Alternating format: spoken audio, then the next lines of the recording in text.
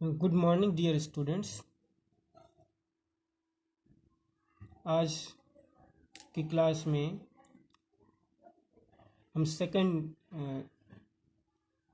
Lecture में cover करेंगे light chapter का रिफ्रैक्शन पार्ट का, जो आगे जो है जो हमने पढ़ा लिया उसके आगे कवर करेंगे आज।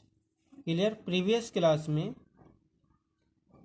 हमने पढ़ा था रिफ्रैक्शन के डेफिनेशन। उसकी डेफिनेशन हमने पढ़ लिया था। What is meant by refraction. Okay, so what is meant by refraction is nothing but the change in the direction of light rays when it travels from one medium to another medium. Light की जो direction में जो change आता है medium change होने की वजह से, उसी को हम कहते हैं रिफ्रैक्शन। क्लियर? उसके बाद रिफ्रैक्शन की कुछ कंडीशंस पड़ी थी, रूल्स क्या पढ़ा था कि अगर वो फर्स्ट रूल में रिकॉल कर लेते हैं, रूल 1 में था कि अगर वो रेयरर मीडियम से डेंसर मीडियम में ट्रैवल कर रही है light ray, rarer to denser, तो लाइट रे क्या होगी? Then light ray bends towards normal.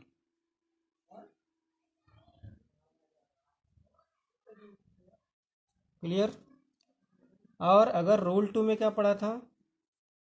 Rule 2 में हमने देखा था कि अगर लाइट रे डेंसर टू रेयरर जा रही है, ट्रैवलिंग उसकी किधर है? डेंसर टू रेयरर मीडियम है ये, ठीक है। रेयरर डेंसर मीडियम की डेफिनेशन मैंने उसी वक्त बता दिया था। तो क्या होगा? Then light ray bends away from normal.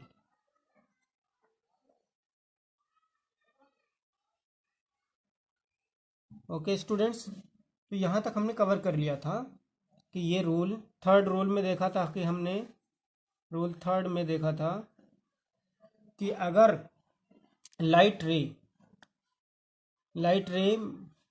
जो इंटरफेस है उसके परपेंडिकुलर आ रही है तो उसके अंदर बेंडिंग नहीं होगी। ये किस केसेस में है?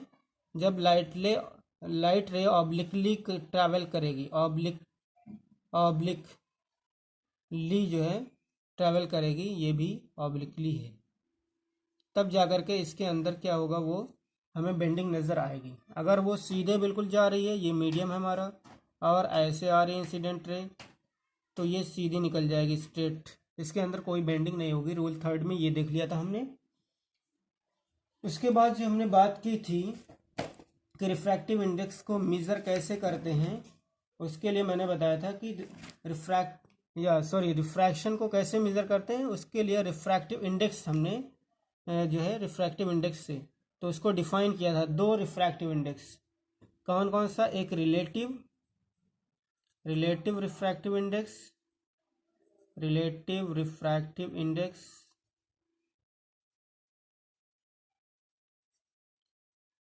और दूसरा एब्सोल्यूट रिफ्रैक्टिव इंडेक्स।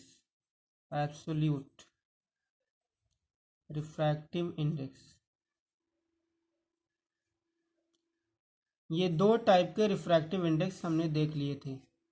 इसमें क्या होगा? रिलेटिव रिफ्रैक्टिव इंडेक्स के अंदर हमने देखा था कि इसमें दोनों मीडियम जो होंगे वो कुछ भी हो सकते हैं, लेकिन एब्सोल्यूट रिफ्रैक्टिव इंडेक्स में इसमें जो जिसमें से लाइट ट्रैवल करके दूसरे मीडियम में जब एंटर करेगी, तो जिसमें से ट्रैवलिंग हो रही, जिसमें इंसिडेंट रे हम लेंगे, वो वाला मीडियम हमारा, यानी फर्स्ट मीडियम उसको कह लें, वो हमारा क्या होगा? वो हमारा होगा फिक्स्ड, और वो होगा फ्री स्पेस या वैक्यूम या एयर। इसमें मीडियम वन क्या होगा? इज फिक्स्ड, और इसमें दोनों मीडियम फिक्स नहीं होंगे, तो इसलिए इसका जो मैंने रिफ्रैक्टिव इंडेक्स लिखा था N21, इसका फार्मूला लिखा होगा मैंने, N21 equal to V1 by V2, और मीडियम जिसमें फिक्स्ड होगा एक पहला, जिसमें इंसिडेंट रे मिलेगी, वो उसका रिफ्रैक्टिव इंडेक्स जब निकालेंगे तो क्या लिखेंगे, सपोज कर रहे हैं ग्लास का ले रहे हैं यहाँ पर ग्लास, तो यहाँ पर लिखते हैं C, small C divided by V G. Clear. और एक रिफ्रैक्टिव इंडेक्स N21 जो हमने बाद में लिखा था कि इसमें लॉज ऑफ रिफ्रैक्शन से, वो ये क्या था, sine i by sine r. ये भी फार्मूला हमने देख लिया था, sine i by sine r N21, ये रिलेटिव रिफ्रैक्टिव इंडेक्स के अंदर आता है। ओके स्टूडेंट्स, तो ये जो है ये सारी चीज़ें हमने पढ़ ली हैं।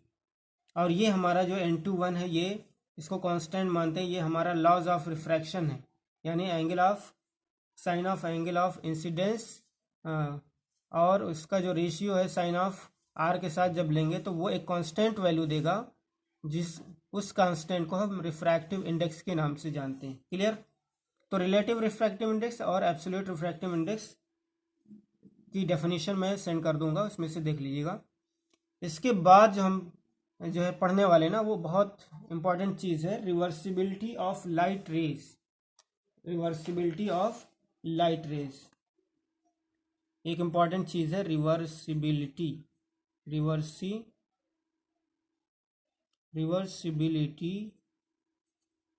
Of light rays.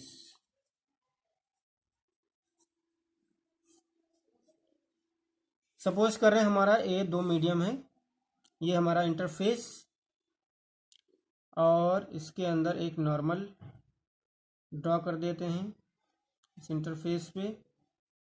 ये हमारा मीडियम 1 और ये मीडियम 2। क्लियर। कुछ भी है, ये एयर मान लें, ग्लास मान लें, कुछ भी मान लेते हैं इसको। अब यहाँ से एक लाइट रे आ रही है, इसको मीडियम 1 को एयर सपोज कर ले रहे हैं और इसको ग्लास। ठीक है, ये लाइट रे एंटर कर गई। अब ये क्या होगा, अकॉर्डिंग टू रूल 1 क्या होगा ये, अकॉर्डिंग टू रूल 1 ये जो लाइट रे है बेंड करेगी टूवर्ड्स नॉर्मल, ये इस टाइप से बेंड कर जाएगी। क्लियर। ये हमारी इंसिडेंट रे,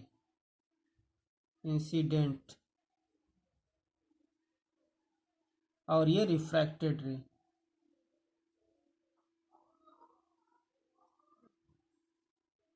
ओके स्टूडेंट्स, तो इस केस में क्या होगा, अगर मैं रिफ्रैक्टिव इंडेक्स की बात करूं तो N21 होगा हमारा V1 डिवाइडेड बाई V2, ये V1 divided by V2 second medium का refractive index with respect to medium 1।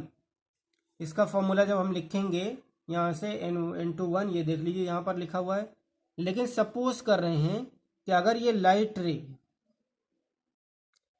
रे इधर से इंसिडेंट करती उसी पाथ से, अगर इस लाइट रे को हम इंसिडेंट रे मानते हैं, इस लाइट रे को इंसिडेंट रे मान लें और इसको रिफ्रैक्टेड रे मान लें, तो ऑटोमेटिकली ये रिफ्रैक्टेड रे बन जाएगी, वही पाथ फॉलो करेगा। अगर इसी को कहते हैं रिवर्सिबिलिटी ऑफ लाइट रे। अगर इधर से इंसिडेंट हुई है तो ये जो रिफ्रैक्टेड रे है वो वाले पाथ से अगर हम लाइट को इंसिडेंट करवाएं, सेम लाइट और सेम मीडियम भी चेंज नहीं करना है और लाइट को भी चेंज नहीं करना है, तो हम क्या देखेंगे, जिस पाथ से रिफ्रैक्टेड रे जा रही थी उसी पाथ से हम क्या करेंगे, इंसिडेंट रे करवाएंगे, और यहाँ से रिफ्रैक्टेड रे देखेंगे तो जो इंसिडेंट रे आई थी वही रिफ्रैक्टेड रे बनेगी। तो क्या होगा, ये रिफ्रैक्टेड रे हमारी बन जाएगी। इसलिए अब जो इसका रिफ्रैक्टिव इंडेक्स होगा तो वो किस नाम से होगा, N12 refractive index of medium 1, क्योंकि यहाँ पर रिफ्रैक्टेड रे मिल रही है, जब इधर से इंसिडेंट रे डालेंगे तो रिफ्रैक्टेड रे इसमें आएगी। तो इस मीडियम का मतलब मीडियम 1 का refractive index with respect to medium 2 क्या लिखेंगे, सिंपल है। इसका जो फॉर्मूला होगा ये हो जाएगा V2 divided by V1। Clear. तो इसको कहते हैं रिवर्सिबिलिटी ऑफ लाइट रेज, इससे इक्वेशन बनेगा। अब क्या होगा इसके अंदर, अब देखो ये इक्वेशन 1 और इक्वेशन 2, इन दोनों के देखें जरा, हम इन दोनों को मल्टीप्लाई कर देते हैं। Now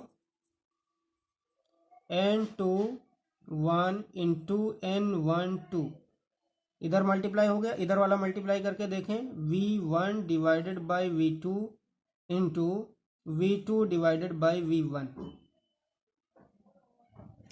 clear?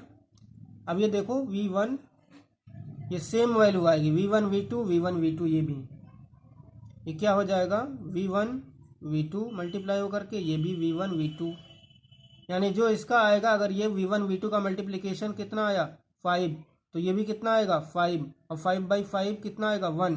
इसका मतलब यहाँ क्या मिला हमें formula, n21 into n12 is equal to 1। ये हमें एक फॉर्मूला मिल गया, किससे, रिवर्सिबिलिटी ऑफ लाइट रेज से। इसको कहते हैं रिवर्सिबिलिटी ऑफ लाइट रेज। ठीक है, अगर कोई लाइट रे एयर से ग्लास में एंटर करेगी तो उसका रिफ्रैक्टिव इंडेक्स, और अगर वही लाइट रे ग्लास से एयर में एंटर करेगी तो उसका रिफ्रैक्टिव इंडेक्स का मल्टीप्लिकेशन क्या आएगा, हमेशा 1 आएगा। क्लियर? और अगर हम इसके अलावा ये हम देख रहे हैं कि यहाँ पर एक चीज़ और है कि हमेशा ये याद रखिए, रिफ्रैक्टिव इंडेक्स के केस में जो एब्सोल्यूट है, ये अभी हम रिलेटिव ले रहे हैं, रिलेटिव रिफ्रैक्टिव इंडेक्स, इसमें हमेशा याद रखिए आप, ये जो NG है, refractive index of glass, VG, ये देखिए आप, ये स्पीड है और ये रिफ्रैक्टिव इंडेक्स है, ये डिनोमिनेटर में है। तो इसका मतलब क्या हुआ, NG inversely proportional to 1/VG। इसका मतलब ये हुआ कि रिफ्रैक्टिव इंडेक्स किसी भी मीडियम का, उसी मीडियम के अंदर जो लाइट की स्पीड है उसके इनवर्सली प्रोपोर्शनल होता है। स्पीड के रिफ्रैक्टिव इंडेक्स इनवर्सली प्रोपोर्शनल होता है। मतलब अगर किसी मीडियम का रिफ्रैक्टिव इंडेक्स ज़्यादा है तो उस मीडियम में लाइट की स्पीड कम होगी, और अगर किसी मीडियम का रिफ्रैक्टिव इंडेक्स कम है तो उस मीडियम में लाइट की स्पीड ज़्यादा होगी। क्लियर?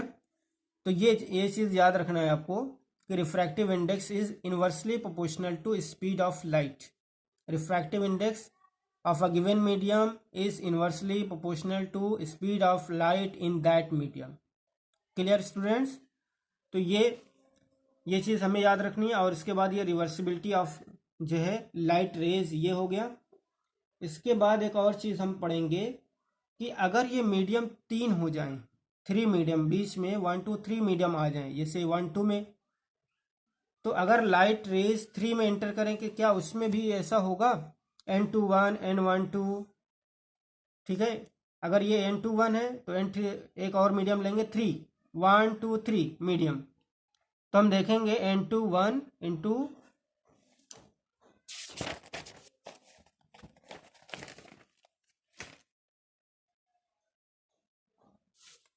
ओके स्टूडेंट्स, अगर हमारे पास 3 मीडियम गिवन हो, उस केस में हमने देखना है कि ये रिवर्सिबिलिटी फॉर्मूला क्या बनता है। सपोज कर रहे हैं हमारे पास ये मीडियम 1 ये है, उसके बाद यहाँ से यहाँ तक ये मीडियम 2 है, उसके बाद यहाँ से यहाँ तक ये मीडियम 3 है। ओके, इसके बाद अगेन मीडियम 1 आ जाएगा। ये जो अगेन क्या है, ये मीडियम 1 में लाइट एंटर कर जाएगी। तो अब जब यहाँ से लाइट एंटर करेगी, सपोज कर रहे हैं ये रेयरर और ये डेंसर, और ये फिर उससे ज़्यादा डेंसर है, तो ये लाइट रे क्या करेगी, लाइट रे बेंट होगी, बेंट होकर के ऐसे आ गई। अब फिर इससे ज़्यादा ये रेयरर डेंसर मीडियम है तो लाइट रे और मुड़ जाएगी, या अगर रेयरर ही मीडियम है कोई भी है तो ये मुड़ जाएगी। उसके बाद यहाँ से फिर लाइट रे क्या होगी, अगेन मुड़ जाएगी। तो ये 3 बार में जो है इसका रिफ्रैक्शन हो रहा है। इस केस में क्या होगा, मीडियम 1 मीडियम 2 जब हम लिखेंगे, ये मीडियम 1 है तो इस मीडियम 2 का रिफ्रैक्टिव इंडेक्स n21 क्या होगा, यहाँ से v1 divided by v2, equation 1। इसका रिफ्रैक्टिव इंडेक्स मीडियम 3 का n3 इसके रिस्पेक्ट में, इसकी इंसिडेंट रे किसमें मिल रही है, इसमें, इस मीडियम की, ये रिफ्रैक्टेड रे है और ये इंसिडेंट रे मानेंगे। पहले में इंसिडेंट रे ये और रिफ्रैक्टेड रे ये, तो इसका रिफ्रैक्टिव इंडेक्स किसके रिस्पेक्ट में, मीडियम 1। जब इंसिडेंट रे ये मानेंगे थर्ड मीडियम के लिए और 2 और 3 मीडियम के लिए बात करेंगे तो ये इंसिडेंट रे बनेगी और ये रिफ्रैक्टेड रे। तो ये क्या लिखेंगे, n32 इसका क्या हो जाएगा formula, V2 divided by V3। ये हमारा बन गया इक्वेशन नंबर 2। अब देखिए आप, अगर इसको इन दोनों मीडियम को लेते हैं, मीडियम 1 और मीडियम 3, रिफ्रैक्टिव इंडेक्स किसका माना जाएगा, मीडियम 1 का विद रिस्पेक्ट टू मीडियम 3। तो ये लिखा जाएगा मीडियम 1 3, यानी refractive index of 1 with respect to 3। तो ये हो जाएगा आपका V3 डिवाइडेड बाई V1। ये आपका इक्वेशन नंबर 3 हो गया। अगेन इन तीनों को मल्टीप्लाई करके देखते हैं। Now n21 into n32 into n13 क्या आएगा ये, इसका राइट हैंड साइड लिखिए। 2 1 पे क्या लिखा हुआ था, V1 divided by V2, multiply कर दीजिए इससे, V2 डिवाइडेड बाई V3, इससे मल्टीप्लाई कर दीजिए V3 डिवाइडेड बाई V1। देखिए आप, V1 इससे कैंसिल, V3 इससे कैंसिल, V2 इससे कैंसिल, आएगा कितना 1। तो यहाँ पर क्या हो गया, n21 into n32 into n13 is equal to 1। 3 medium के लिए भी क्या होगा, ये 1 होगा। 2 मीडियम के लिए क्या आया था, n21 into n12 is equal to 1। क्या आया था, ये फॉर्मूला 1 आया था। अगर हम इसको दूसरे उसमें लिखना चाहें इन अदर वर्ड्स तो क्या हो जाएगा, ये अगर इधर ट्रांसपोज कर दें तो ये क्या हो जाएगा, n21 is equal to 1 divided by n12, ये फॉर्मूला बनेगा। या फिर इसको ट्रांसपोज ना करें, इसको करें तब भी वही बनेगा। तो यहाँ क्या रह जाएगा, n12 इधर रह जाएगा लेफ्ट हैंड में और राइट हैंड में क्या जाएगा 21, n21। मतलब कोई भी रिफ्रैक्टिव इंडेक्स, ठीक है, अपने रिवर्स रिफ्रैक्टिव इंडेक्स का जो है के मल्टीप्लिकेशन से जो रिजल्ट मिलता है उसका 1 आता है। ये इसका और इसका रिफ्रैक्टिव इंडेक्स का मल्टीप्लिकेशन कितना आएगा, 1 आएगा। क्लियर हो गई बात। तो ये चीज़ रिवर्सिबिलिटी में आती है। और एक और चीज़ है कि अभी तक हम यही पढ़ते आए हैं कि refractive index n21 is equal to n21। क्या इस रिलेटिव रिफ्रैक्टिव इंडेक्स का एब्सोल्यूट रिफ्रैक्टिव इंडेक्स से कोई रिलेशन है, रिलेटिव रिफ्रैक्टिव इंडेक्स का एब्सोल्यूट रिफ्रैक्टिव इंडेक्स से कोई रिलेशन है कि नहीं। क्लियर। तो एक रिलेशन उसमें भी है, एब्सोल्यूट और रिलेटिव रिफ्रैक्टिव इंडेक्स। अगर हमें वेलोसिटी या स्पीड ऑफ लाइट नहीं गिवन हो, अलग अलग मीडियम का रिफ्रैक्टिव इंडेक्स गिवन हो, एब्सोल्यूट रिफ्रैक्टिव इंडेक्स, और हम कह दें कि इसके रिस्पेक्ट में इसका जो है सपोज कर ले रहे हैं, यहाँ पर देखिए हमारे पास फॉर्मूला क्या आया, हमारे पास फॉर्मूला आ गया n12 into n21 is equal to 1। Okay students, तो यहाँ तक जो है ये फार्मूला हमारा आ गया, 3 वाला आ गया। 3 मीडियम अगर होगा तो आएगा n21 into n32 into n13 is equal to 1। ये रिवर्सिबिलिटी में हो गया। इसके बाद जो है ना, एक चीज़ और हमें पढ़ना है, इसमें बहुत इम्पोर्टेंट है कि क्या कोई रिलेशन है इनके बीच में, रिलेटिव और एब्सोल्यूट रिफ्रैक्टिव इंडेक्स के बीच में। ठीक है, इसके बारे में हमें जानना है।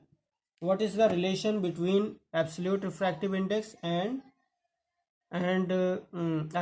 Relative refractive index. ओके, तो ये नेक्स्ट लेक्चर में पढ़ेंगे। इस लेक्चर में थोड़ा सा एक और पार्ट हम देख लेते हैं, इसी रिफ्रैक्टिव इंडेक्स से रिलेटेड है कि ये जो रिफ्रैक्टिव इंडेक्स है किन किन चीज़ों पर डिपेंड करता है। क्या कोई ऐसे फैक्टर्स हैं जिस पर हमारा रिलेटिव इंडेक्स क्या है वो रिफ्रैक्टिव इंडेक्स जो है हमारा वो डिपेंड करता है, वो चाहे रिलेटिव रिफ्रैक्टिव इंडेक्स हो या एब्सोल्यूट रिफ्रैक्टिव इंडेक्स हो।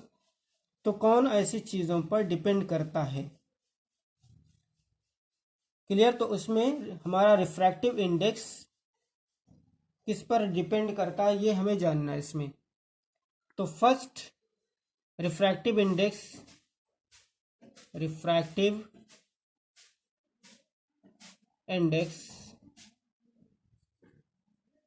Depends on first thing is that it depends on nature of material of medium। किसके? जो नेचर है, nature of material of medium. ठीक है। अब ये जो मीडियम है, जिस मीडियम को भी हमने लिया है, उस मीडियम का जो मटेरियल का नेचर है, ये मैं क्यों कह रहा हूँ? क्योंकि इस पर डिपेंड करता है नेचर पर। और कैसे आप पता लगाएंगे? क्योंकि जो ग्लास है आपका, ग्लास, आपने ग्लास का नाम सुना होगा, तो ग्लास का जो नेचर होता है वो एक जैसा नहीं होता है। अलग अलग ग्लास अलग अलग जो है नेचर के होते हैं, अलग अलग मटेरियल का बना होता है। कोई बहुत अच्छे ग्लास जो है मटेरियल का होगा, ग्लास ही में मटेरियल कई टाइप के आते हैं, कई नेचर के आते हैं। इसीलिए जो रिफ्रैक्टिव इंडेक्स ऑफ ग्लास है, आप अपने टेबल में देखेंगे ग्लास का ओरिजिनल सिर्फ ग्लास नहीं दिया होगा, इसमें क्राउन ग्लास दिया होगा, कुछ और दिया होगा, इस टाइप के जैसे डेंस फ्लिंट ग्लास दिया हुआ है इसमें। आपकी बुक में ये देखें आप, तो ग्लास की रेंज है। और वो रेंज क्यों बनी? क्योंकि इसके नेचर ऑफ मटेरियल पर डिपेंड करता है वो ग्लास। तो जो ग्लास का रिफ्रैक्टिव इंडेक्स है वो वेरी करता है 1.5 से 1.9 तक वेरी करता है। ठीक है, 1.5 से 1.9 तक। तो इसीलिए रिफ्रैक्टिव इंडेक्स देखो यहाँ पर वेरिएशन है रिफ्रैक्टिव इंडेक्स में। और वो क्यों है? क्योंकि जो ग्लास है, जो मीडियम है हमारा ग्लास, उसका मटेरियल डिफरेंट टाइप का हो सकता है। उसके मटेरियल का जो नेचर है वो डिफरेंट टाइप का हो सकता है। इसीलिए उसका रिफ्रैक्टिव इंडेक्स भी क्या होगा? डिपेंड्स करेगा उसके नेचर पर, कि अगर जो है उसके अंदर ज़्यादा बेंडिंग हुई तो इसका मतलब उसका रिफ्रैक्टिव इंडेक्स ज़्यादा होगा। अगर उसके अंदर कम बेंडिंग हुई तो इसका रिफ्रैक्टिव इंडेक्स कम होगा। ये मटेरियल पर डिपेंड करता है, मटेरियल पर। Second thing on which the refractive index depends, that anyone can. तो इसमें जो है ना वेव लेंथ होती है। देखो अलग अलग लाइट की वेव लेंथ होती है, वेव लेंथ ऑफ लाइट। दूसरा जो फैक्टर है wave length of light, wave length of light. Clear? जो लाइट यूज हुई है उसकी वेवलेंथ पर डिपेंड करेगा। ये टॉपिक आप पढ़ेंगे, बेंडिंग इसकी ज़्यादा, किसका जो है ज़्यादा बेंडिंग होगी, किसकी कम होगी, वो अभी हम एक और टॉपिक पढ़ेंगे, उसमें जो है इसको कवर करेंगे, वेवलेंथ पर कैसे डिपेंड करता है ये। तो यहाँ पर एक और चीज़ है कि जो लाइट है अलग अलग कलर की, हमारा जो विजिबल कलर है वो 7 है, वो जिसको हम शॉर्ट फॉर्म में विबग्योर के नाम से लिखते हैं, विबग्योर। ये जो वायलेट है, Indigo, blue, green, yellow, orange and red. अब यहाँ पर जो होता है ना, ये जो रेड कलर है इसकी वेवलेंथ सबसे ज़्यादा होती है और वायलेट की सबसे कम होती है। तो ये वेवलेंथ अलग अलग कलर की अलग अलग होती है। तो जो अलग अलग कलर जो हम यूज़ करेंगे रिफ्रैक्शन वाले पार्ट में, यानी रिफ्रैक्शन के लिए कौन सी लाइट रे ले रहे हैं, उस पर भी, उसके वेवलेंथ पर भी रिफ्रैक्शन क्या करेगा? रिफ्रैक्टिव इंडेक्स डिपेंड करेगा।